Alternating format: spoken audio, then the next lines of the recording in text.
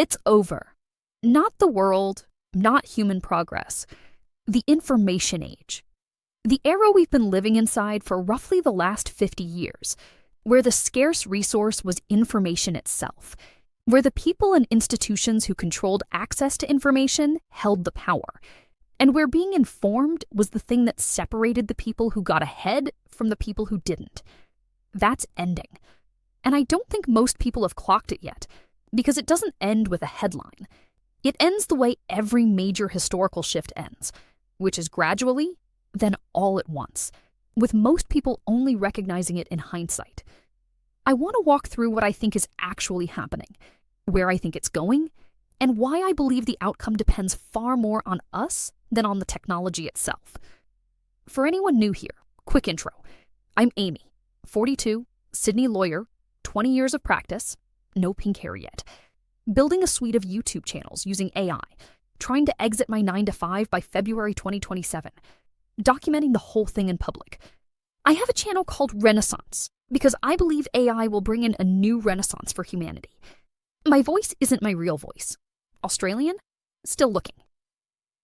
There's a way of thinking about history, sometimes called the fourth turning, that argues societies move through recurring cycles of roughly 80 to 100 years, each one ending in a crisis that reshapes the institutions and assumptions of the era before it. You don't have to buy the whole framework to find the underlying observation useful. Major structural shifts in how a society organizes itself tend to arrive as a rupture, not a smooth transition. The old order doesn't get gently replaced. It gets overtaken, faster than the people inside it can adjust. The information age replaced the industrial age that way. Manufacturing and physical labor stopped being the dominant source of value, and the people who'd built their entire identity and economic position around a difficult transition. Some adapted, some didn't. The ones who didn't tend to be the ones who treated the shift as temporary, or as something that wouldn't really apply to them, until it had already happened. I think we're at the same kind of rupture now, except the resource that's losing its scarcity isn't physical labor, it's information itself.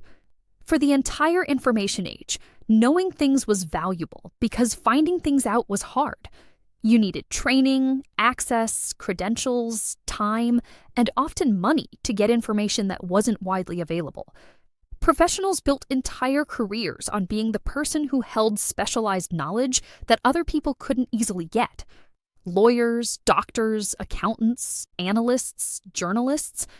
The value wasn't only the expertise itself, it was the scarcity of access to that expertise.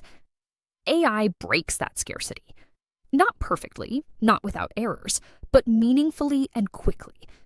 The thing that used to require years of training and expensive access can now be approximated, often well, by anyone with a Claude subscription and the willingness to ask good questions. So, if information access is no longer the scarce resource, what becomes scarce instead? I think the answer comes from looking at where AI is actually strong and where it still falls short, because the gap between those two things is where human value relocates to. AI is extraordinary at synthesis. Give it a huge amount of information, and it can summarize, structure, and connect it faster and more comprehensively than almost any human could. It's extraordinary at pattern recognition across enormous datasets. It's extraordinary at producing competent first drafts of almost anything, at a speed that makes the old cost of producing that first draft look absurd in hindsight. And it's getting better at multi-step reasoning, at holding a complex problem and working through it methodically, in a way that increasingly resembles expert-level thinking on narrow, well-defined tasks. Where it's still weak, and where I think it stays weak for longer than most people expect, is in judgment under genuine uncertainty, in original taste, in knowing what matters when the data doesn't tell you, and in anything that requires a stake in the outcome. AI doesn't have skin in the game. It doesn't have a body that ages, a reputation that compounds, a family that depends on the choice being right. It can model the consequences of a decision. It can't feel the weight of getting it wrong. And a huge amount of what separates someone excellent at their work from someone merely competent lives in that weight. It's also still weak in ways that are more mundane, but matter just as much. Hallucination, agent loops that get stuck, confident output that's subtly or completely wrong in ways that are hard to catch unless you already know enough to catch it.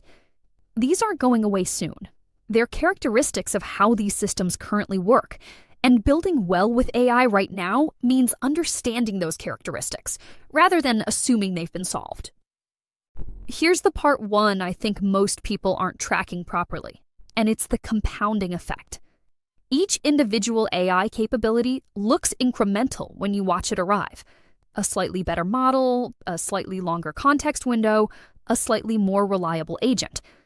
Looked at one release at a time, none of it feels like a rupture. But the releases aren't additive, they're multiplicative, because each new capability makes the next one easier to build and faster to adopt. The tools that help you build AI products are themselves AI products, which means the rate of improvement in the tools is accelerating the rate of improvement in everything built with the tools. This is why the gap between where we are now and where we'll be in 2 or 3 years is going to feel much larger than the sum of the individual improvements suggests. Compounding doesn't look dramatic in the early stages.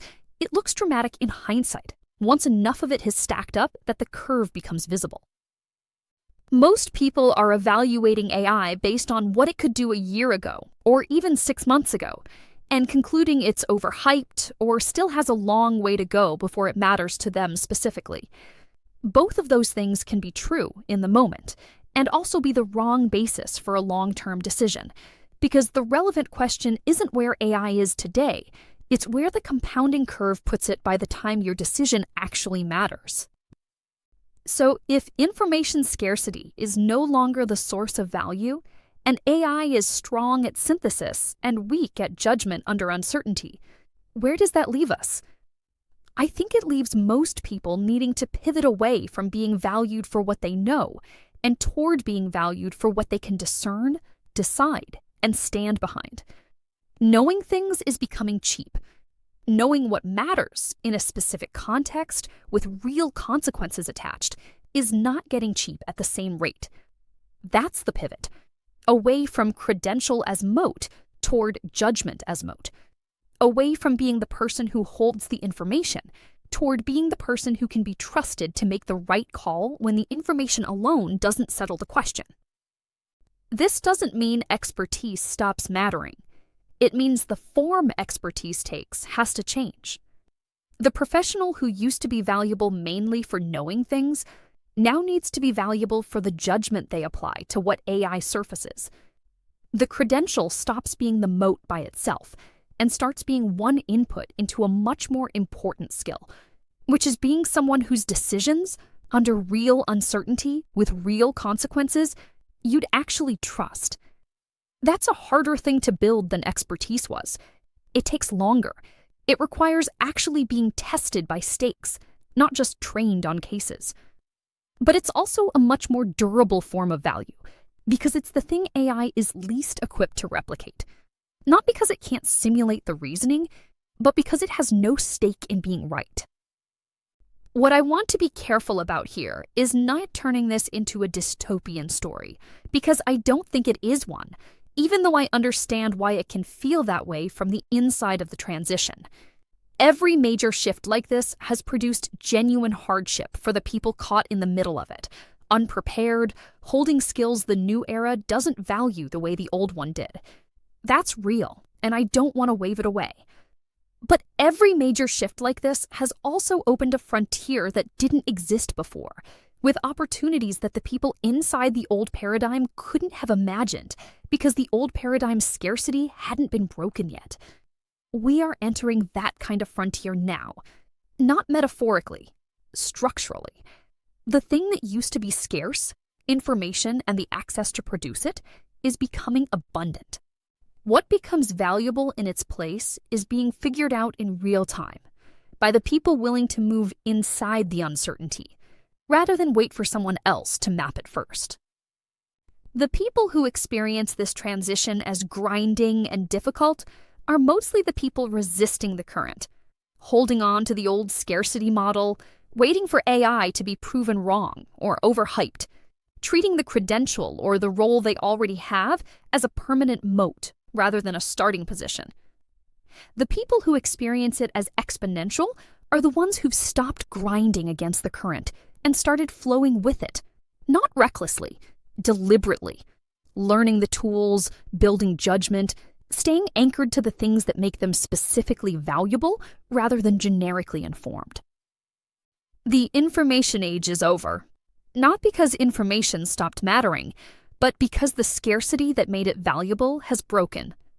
What replaces it is a frontier built around judgment, discernment, taste, and the willingness to be accountable for decisions that AI can inform but can't actually own. That frontier rewards leaning in. It's difficult for the people grinding against the change. It's exponential for the people willing to flow with it. I'm building inside this frontier in real time, with my actual life and my actual constraints, and I'll keep documenting what I find as I find it. I'm Aimee. This is Renaissance.